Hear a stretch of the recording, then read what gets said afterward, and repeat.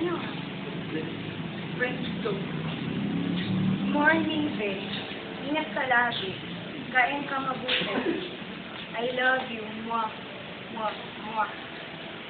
Ba? Babae ka na ngayon, ha?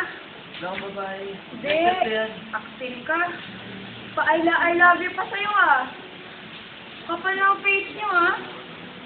Pagkatapos ng ilang taon, tapos ganyan lang ang gagawin mo sa akin. Pagkatapos kitang pagpalit sa pamilya ko, tapos, yan, igaganti mo sa akin. Kapal ng mukha mo, ha?